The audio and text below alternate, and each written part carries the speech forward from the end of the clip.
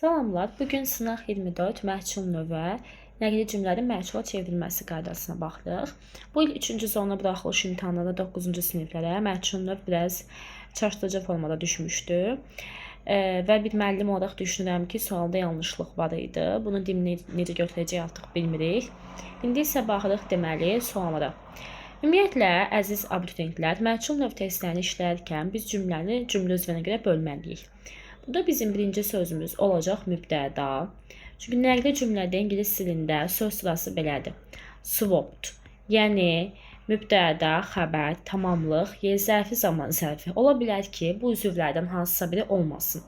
Lakin mübtəda xəbər həmişə olmalıdır və olmadığı təqdirdə də zaman zərfi və ya yer zərfi cümlənin ardıcılığı dəyişmir. İndi isə gəlin baxaq. Sale olacaq deməli xəbər.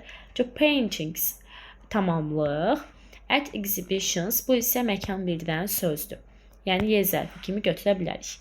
İndi mən baxıram cümləmin tamamlığına.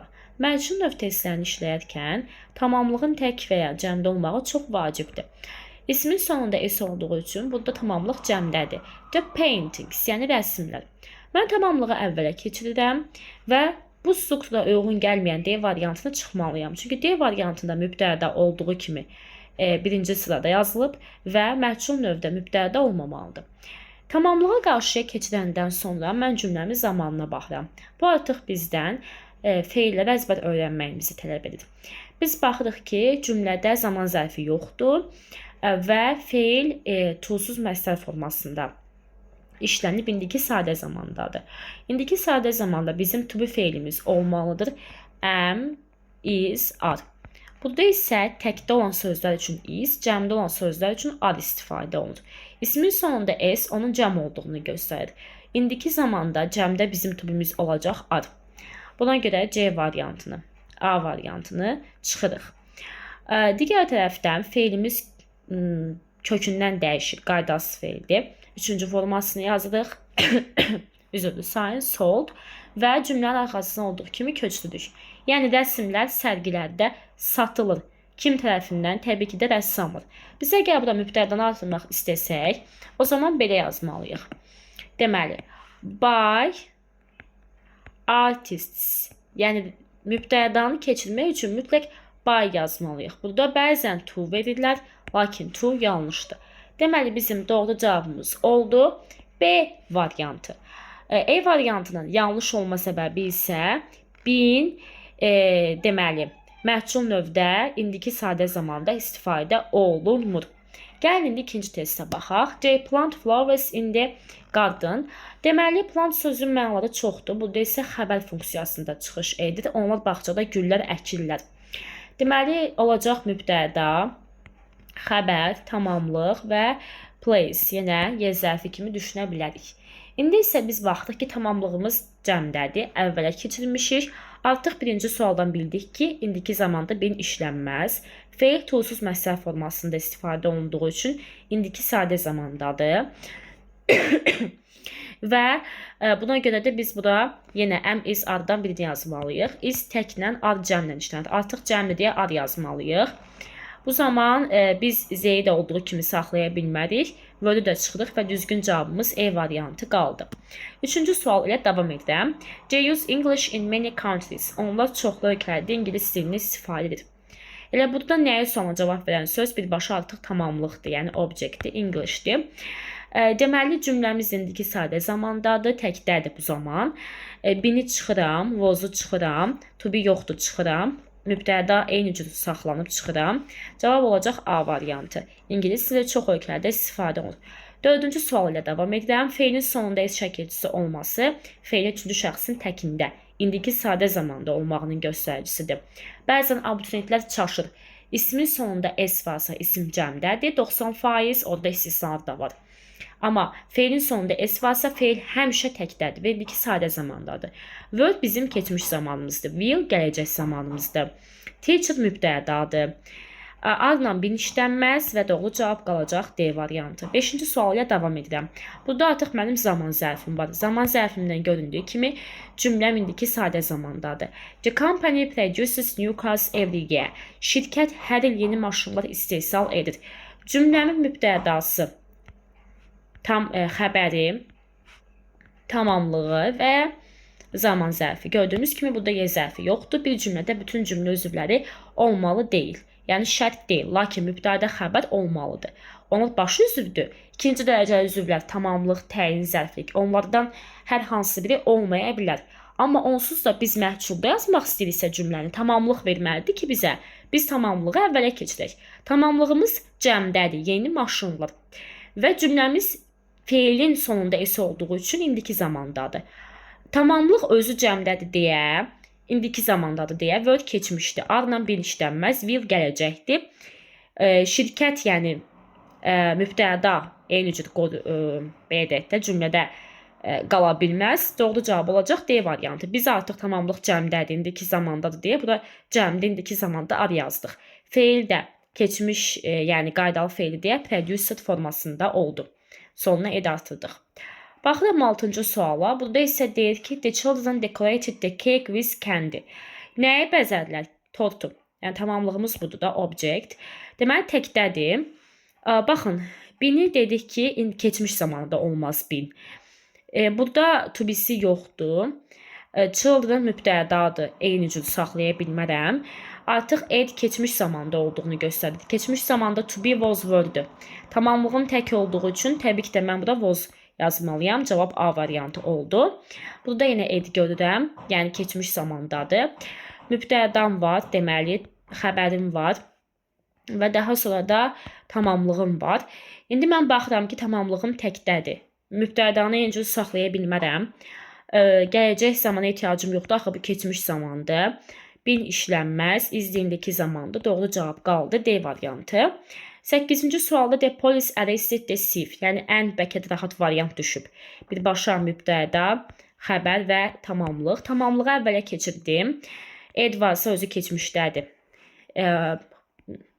Mübtəda qala bilməz. Vozla bin işlənməz. Cavab olacaq elə A variantı. 9-cu sual yenə rahatdır. The girl cleans the kitchen. Yəni tamamlıq kitchen'dır. Ed var, cümlə keçmişdədir. Keçmişdə kitchen təkdə olduğu üçün voz yazmalıyam. Vozla bin işlənməz. Digərlərində də yoxdur deyə çıxıram. Cavab qalacaq yenə A variantı. 10-cu suala baxıram. Tamamlıqdır. Ed var. Keçmişdədir. Tamamlıq təkdədir deyə voz olacaq. Vozla bin olmaz. Biz A yazdıq. Word qoyanmadıq çünki tamamlıq təkdədir. Digərlərdə zaman baxımından uyğun gəlmir. 11-ci suala baxıram. Artıq burada mən will görürəm, yəni gələcək zaman. Gələcək zamanda nəzərinizə çatdırdım ki, məhcul növdə araya mütləq be girməlidir. The clothes, paltarlar cəmdədir. Burada birisi yoxdur. Elə B variantı düzdür. Burada mübtəda olduğu kimi qalıb. Burada have zaman baxımından düz gəlmir. Burada isə birisi yoxdur. Yenə mən burada gələcək zaman görürəm. The classroom mənim tamamlığımdır. Birisi yoxdur. Mübtəda olduğu kimi saxlanıb. Burada feilin sonunda ed olmalıdır. Çünki clean qaydalı feildir və üçüncü forması qaydalı feil olduğu üçün clean şəklində olmalıdır. Burada da birisi yoxdur. Cavab olacaq D variantı. The car mənim tamamlığımdır. Birisi yoxdur. Deməli, baxın, burada zem yazıb. Bunu nəzərinizə çatdırdım ki, mübtəda şəxs əvəzi ilə ifadə olunduqda biz onu cümlənin sonuna yazanda birincisi by yazmalıyıq. Çünki by tərəfindən deməkdir. İkinci olaraq da məlum növdə olan, yəni verilmiş cümlənin mübtədası bu şəxs əvəzinin adlıq halıdır. Bizim öyrəndiyimiz şəxs əvəzinin adlıq halı xəbərin əvvəl gələndir. Lakin by söz önüdür. Biz söz önündən sonra onu yazdıqda obyekt hala çevirməliyik. Yəni burada by z yox, by zem olmalıdır. Burada by yoxdur. Deməli, burada mübtəda olduğu kimi qalıb. Burada isə feil üçüncü forması qaydalı feildir deyə sonunda ed olmalıdır. Ona görə də doğru cavab B variantıdır. 14-cü sualda yenə gələcək zamandır. Tamamlığımız təkdədir. Mübtədanı olduğu kimi saxlamırıq. Həzə ehtiyac yoxdur, voza ehtiyac yoxdur, willin birisi yoxdur. Cavab olacaq B variantı. 15-ci sualda yenə the books, deməli will take. Yəni ara ehtiyac yoxdur. Willin burada birisi yoxdur. Burada deməli mübtəda olduğu kimi qalıb. Burada isə the books will be taken. Zem yox, by zem olmalı idi mübtədadan əvvəl. Burada isə C doğru cavabdır tamamilə. 16-cı sual ilə davam edirəm. Artıq sual cümləsini çevirməkdir. Sual cümləsinə də çox rahat baxıram ki, sual sözü, köməkçi feil, mübtədə əsas feil. Did hansı zamanın sualdır? Keçmiş zamanın. Keçmiş zamanda mənim to be nədir? Was və ya were. Burada mənim tamamlığım nədir? The house. House təkdir, cəmdir, təkdir. Əlbəttə ki, mən was-la yazmalıyam. Deməli, were-ü çıxaram. Was-la bin işlənməz çıxaram. Sual cümləsində köməkçi ilə əsas feil yanaşı gəlməz, çıxaram. Olacaq E variantı. Yəni ev nə vaxt boyandı. Yenə mən burada did görərəm, keçmiş zamandır. Deməli, bu mübtəda, sual sözü, köməkçi feil, mübtəda, əsas feil, tamamlıq. Tamamlığımı taparam ki, Amerikadır. Keçmiş zamanda Amerika təkdədir. Was-la bin olmaz. Is olmaz. Xəbər yanaşı gəlməz. Yəni köməkçi və əsas xəbər. Daha sonra isə burada mənim mübtədam var. Mübtədam olmamalıdır. Məhcul növdə mübtəda olmur. Cavab olacaq yenə A variantı. Yenə bir xüsusi sual cümləsi bizim qarşımızdadır. Sual sözü, köməkçi feil, mübtəda, əsas feil və tamamlıq. Deməli, burada artıq sualı do-la vermişik. İndiki zamandadır. Rice-da sayılmayan isimdir. Sayılmayan isimin xəbəri təkdə olmalıdır. To be indiki sadə zamanda təkdə xəbərimiz izdir. İzlərə baxanda bin olmur. Feillə yanaşı gəlmir burada. Ona görə araya tamamlıq girməlidir deyə olacaq D variantı. Burada yenə baxıram ki, indiki zamandadır. Xəbərdən sonra mənim tamamlığım hot chocolate. Yəni budur və təkdədir. Deməli, was-a ehtiyac yoxdur, indiki zamandır. İzlə bin işlənmir, ad cəmdədir. Köməkçi və əsas feil sual cümləsindən yanaşı gəlmir. Cavab olacaq E variantı. Didi görürəm, deyirəm keçmiş zamandadır. Sual sözü, daha doğrusu köməkçi feil, mübtədə, əsas feil və tamamlıq. Tamamlığım təkdədir. Təkdə keçmişdə mənim to be nədir? Was. İzi çıxaram, were-ü çıxaram. Was-la bin işlənməz və was-la əsas xəbər yanaşı gəlməz. Çünki sual cümləsidir. B qalır. Kim telefonu ixtira etdi? Bu artıq mübtədanın sualıdır. Mən bunu iki cür verərəm. Ya cümlənin başında by whom yazaram, ya da who-nu yazıb by axırda yazaram. Çünki who olan yerdə by sonda gəlir. Yəni sözünün sonda gəlir. Amma whom olan yerdə whom sözünü özünə bitişik götürür. Deməli, baxıram ki, burada köməkçinin əsas feil yanaşıdır. Olmaz. Was-la bin işlənməz. Deməli, burada yenə was-la əsas feil yanaşı gəlməz. Və burada yenə əsas feillə köməkçi yanaşı gəlməz. Cavab olacaq elə E variantı. Bu mətinləri kim tərcümə etdi? Yəni kim tərəfindən tərcümə edildi? Ya who by, ya da by whom. Elə bini buradan çıxaq. Burada were-lə translate yanaşıda çıxaq. Burada was-la translate yanaşıda çıxaq. Burada were-lə translate yanaşıda çıxaq. Niyə were yazdım? Çünki text sözü cəmdədir. Deməli, bu məktubları kim yazır? Yəni kim tərəfindən yazılır? Cəmdədir. Feilin sonunda üçüncü şəxsin təkində S var. Bilirəm ki, indiki sadə zamandadır. İndiki sadə zamanda isə mənim tamamlığım cəmdədir. Who are these letters written by? Bir tamamilə doğrudur. İkidə bin var, olmaz. By whom are these letters written? 3 düzdür. Word olmaz. Köməkçinin əsas feil yanlışı gəlməz. Olacaq cavab deməli 1 və 3. Kim bu adanı kəşf etdi? Deməli, keçmiş zamandadır. Is olmaz. Who by 2 düzdür burada. Was-la bin olmaz. Was-la yenə xəbər yanaşı gəlməz. Bir də 2-4 olacaq. We showed the students a new film yesterday. Dünən biz şagirdlərə yeni filmi göstərdik. Deməli, burada iki tamamlığımız var. Biri canlıdır, biri cansızdır. Cansızı əvvələ keçirəndə, baxıram feilin sonunda ed var, keçmiş zamandadır. Cansız əvvələ keçdi, təkdədir, düzdürmü? To be keçmiş zamanda təkdə was'dur. A new film was shown, deməli, by us. Biz yenə burada by yazdıq. Bayaq necə ki, Z-yi Z-mə çevirmişdik, yəni şəxs əvəzinin adlıq alma obyekt alma çevirmişdik. Burada da V-ni asa çevirdik, yəni biz tərəfindən dünən göstərildi. 3. Bir də the students-i əvvələ keçərəm. V-ni eyni cür saxlaya bilmərəm, mübtədadır. Biri götürərəm mən burada. The students were shown a new film. Artıq students cəmdədir deyə, to be cəmdə keçmişdə were, feilin 3-cü forması və yeni film. Yəni şagirdlərə yeni film göstərildi. 2-nin səhvi nədir? 2-də deyir ki, yeni film şagirdlər tərəfindən göstərildi. Mənim mübtədam V-dir. Mən bura by'dan sonra mübtədanı yazmalıyam. Mübtədam students deyil.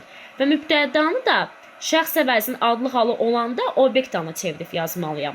26-cı sualda onlar ad günüm üçün mənə hədiyyə verdi. Hədiyyə mənə verildi. A present. Bunu əvvələ keçirəndə keçmiş zamandadır. Kökündən dəyişibdir. Verir, gave, verdi. Olacaq was given. Baxın, by me olmaz. Mübtədam nədir? Zey. Me nə əlaqə? Zeyin obyektalı zem olardı. Onlar tərəfindən verildi. Yəni burada bu hissə yanlışdır. Ona görə biri çıxaram mən. Digər tərəfdən isə mənim 2 tamamlığım var. Mənə, kimə, nə ya da nəyi, hədiyyəni. Burada artıq belə bir struktur var ki, mübtəda şəxs əvəzinin adlı hal olanda onu biz by'dan sonra yazırıqsa, söz ondan sonra obyekt əvəzli yazırıq. Onu biz obyekt ala keçiririk. Zey yox, zem, by zem. Burada isə me, yəni obyekt halında olanda tərsini adlı halda çeviririk. Çünki cümlədə mübtəda funksiyasını yerinə yetirən şəxs əvəzinin adlı halıdır. I, cümləm keçmiş sadə zamandadır. Təkdə olacaq was, to be. Feil 3-cü forması a present for my birthday. Yəni mənə ad günüm üçün hədiyyə verildi. Cavab olacaq 2. Zey mübtədadır, onu çıxıram. Bir də a present əvvələ keçirdim. Keçmiş sadə zamanda təkdədir was, to be. Feilin 3-cü forması to me by them. Mübtədam zeydi. Adlı halımı obyekt ala çevirdim, by yazdım. Onlar tərəfindən. Bir də kimə? Mənə. Burada digər canlı tamamlığı yazmaq istəyirəmsə, mütləq to hissəcindən istifadə etməliyəm. Yəni hədiyyə mənə verildi. Cavab olacaq 2 və 4. Daha çox faydalı videolar üçün kanalıma abunə olmağı və məni izləməyə davam etməyi unutmayın. İzləyən hər kəsə təşəkkürlər. Növbəti videoda görüşəndək. Sağ olun.